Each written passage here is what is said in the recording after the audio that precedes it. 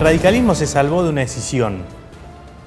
Podría llegar a ser uno de los títulos, ¿no? Sí. ¿Se salvó de una decisión? Exactamente, esa es la pregunta. ¿Es pregunta o afirmación? Eran tan encontradas las posiciones que uno pudo escuchar el sábado durante la tarde e incluso durante la madrugada en la Convención Nacional del Partido en Gualeguaychú acerca si lo ideal hubiese sido avanzar tal como finalmente se acordó o se votó con un acuerdo con Mauricio Macri, o si por ahí la idea era reflotar lo que en su momento fue el Faunen, o tal vez, como proponía algún otro dirigente del radicalismo, no cerrarle la puerta definitivamente al Frente Renovador para tratar de hacer una gran interna opositora. Lo cierto es que finalmente el radicalismo, de manera orgánica, decidió que en las próximas elecciones van a ser socios electorales de Mauricio Macri.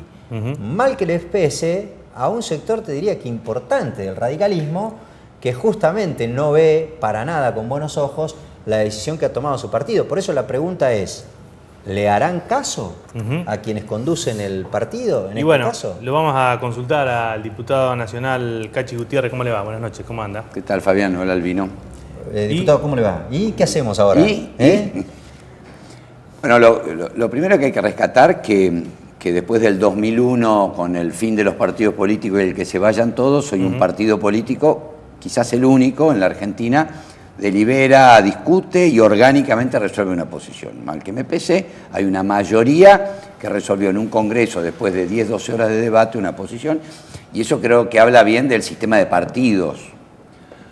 Dos, nosotros el 22 de abril del año pasado habíamos anunciado la conformación de un frente electoral, el UNEN, que había venido precedido de las elecciones del año 2013, en donde habíamos ganado 7 provincias, 24% del electorado, es decir, que venía precedido por una serie de acontecimientos que le daban determinada solidez al frente.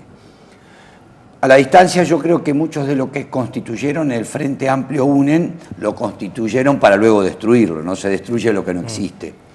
De hecho, al día siguiente de la Constitución, algunos de los componentes de este frente ya habían comenzado a destruirlo, y en las últimas declaraciones hay alguien que ha dicho hace un año que veníamos trabajando en función de este acuerdo con él. Pero es decir, hubo gente que no confió en la UNEN y me parece que esto es un fraude de una porción del electorado que había mirado con simpatía. Ahora, ¿por qué aquellos que no aprobaron el acuerdo con Macri debieran respetarlo por una cuestión orgánica cuando otros, en este caso con nombre y apellido, por ejemplo Ernesto Sanz, que es el titular del partido, no respetó el acuerdo del radicalismo en su momento con el Faunen, ni las resistencias que generaba la figura de Mauricio Macri, y muy por el contrario fogoneó sistemáticamente volver a ese acuerdo hasta que finalmente lo consiguió? Sí, en realidad Ernesto Sáenz algún día va a tener que dar explicaciones porque él fue uno de los que más saboteó lo que había sido su responsabilidad, porque el radicalismo era una fuerza muy importante en la conformación de ese Frente Amplio UNEN. Y además Ernesto Sáenz, como titular del partido, tenía un mandato del partido de una convención parecida a la que hicimos en Gualeguaychú, que le dijo, señor, ese es el camino que usted tiene que transitar. Él torció el camino y obtuvo un resultado que habrá que ver con el tiempo. A juzgar por los votos, la mayoría de los radicales querían ese camino. Sin lugar a dudas. Ahora, la otra cuestión es, ¿qué diferencia hay entre esta sociedad que se armó y que el radicalismo todo votó con Mauricio Macri y la que en algún momento Julio Cobos, y usted también estaba allí, hicieron con el kirchnerismo? Bueno, nosotros no hicimos una sociedad, nosotros nos fuimos del radicalismo. Primer paso, hay que tomar la decisión. Si yo pienso distinto a lo que piensa la mayoría del partido, me voy. Nosotros nos fuimos del radicalismo. Segundo, nos fuimos del radicalismo cuando un sector del progresismo argentino decían Kirchner nos está robando las ideas. 3. La Corte que se integró en aquel entonces hoy es un límite a la vocación hegemónica que tiene el kirchnerismo. Es decir, que había razones para apoyar a aquel gobierno. También debo decir, yo nunca fui candidato del Frente para la Victoria, siempre pude acumular poder territorial sin necesitar prestado. Lo hice por convicción y no me arrepiento de haberlo hecho, lo digo con absoluta honestidad. Obviamente a partir de la 125, el gobierno ahora empieza a reconocer su error de la 125, nosotros tomamos absoluta distancia de lo que era el gobierno y después con los hechos sucesivos. Lo que digo que en la convención de Gualeguaychú el 60% votó por un acuerdo con el PRO, pero hay un 40% que no votó un acuerdo por el PRO. Es decir, la conducción del Claro, partido... la gran pregunta en todo caso es qué va a hacer ese 40%.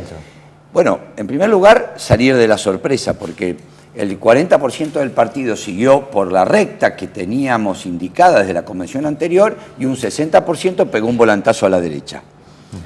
El partido quedó fisurado, esto está claro, y dependerá de Sanz y de las autoridades partidarias de tratar de ir suturando esta herida que se ha generado. Si no lo hicieran, me parece que esta fisura se puede convertir en una grieta.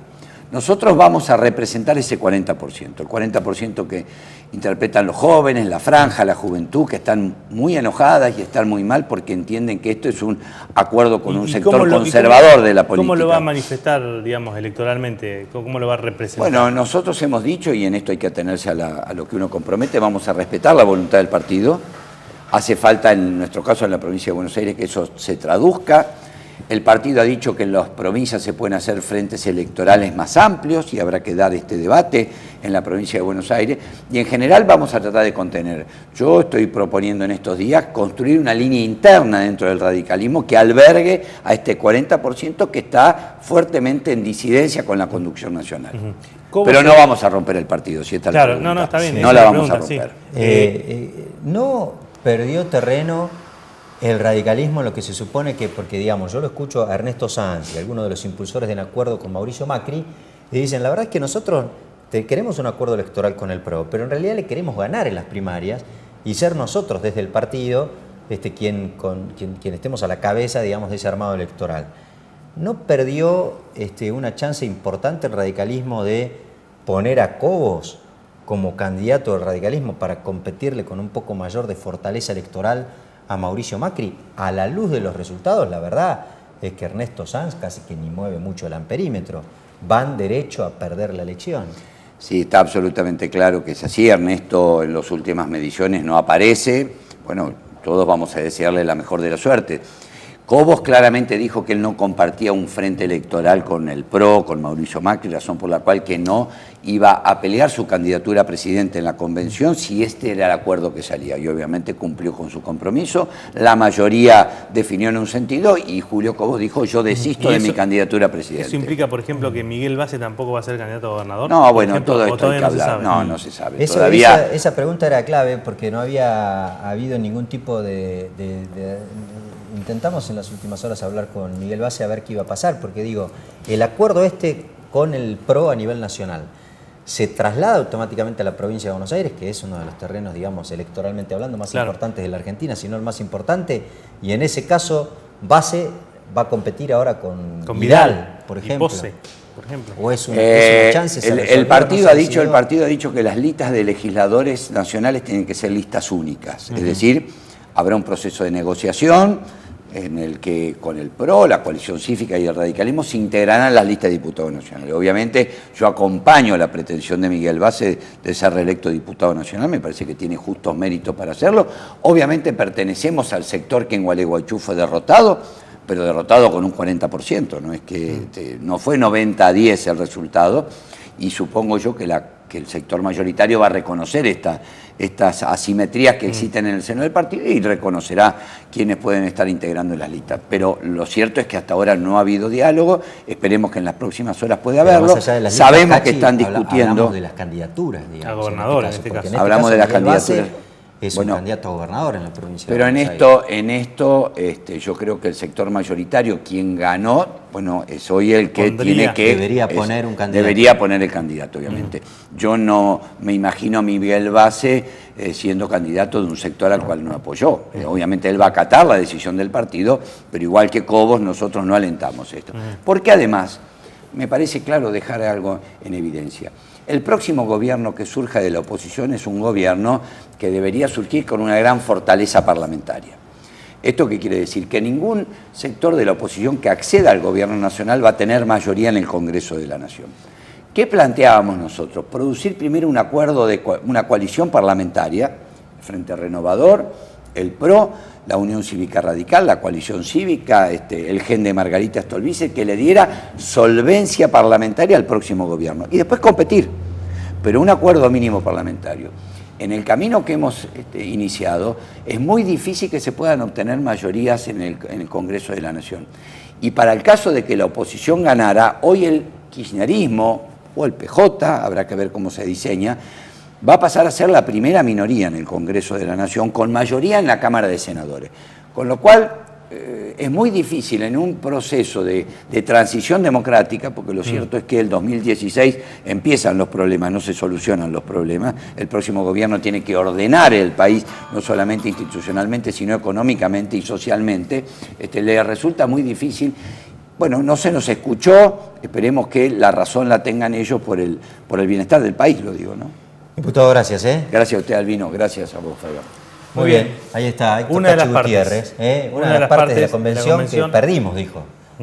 Pero es cierto que la derrota no fue tan contundente. En ese sentido, los números no fueron para nada categóricos. Va a tener que trabajar la reconstrucción de la interna del radicalismo el presidente del partido. Exactamente. Y bueno, vamos a tratar de escuchar también la otra parte, ¿no? Los que ganaron o la otra postura dentro del radicalismo que fue la que se llevó adelante el voto mayoritario en la convención. Exactamente. Después de este corte hablamos con otro de los referentes del sector, en este caso, que lideraba Ernesto Sanz y que apareció victorioso en la convención de Gualeguaychú. Ya volvemos.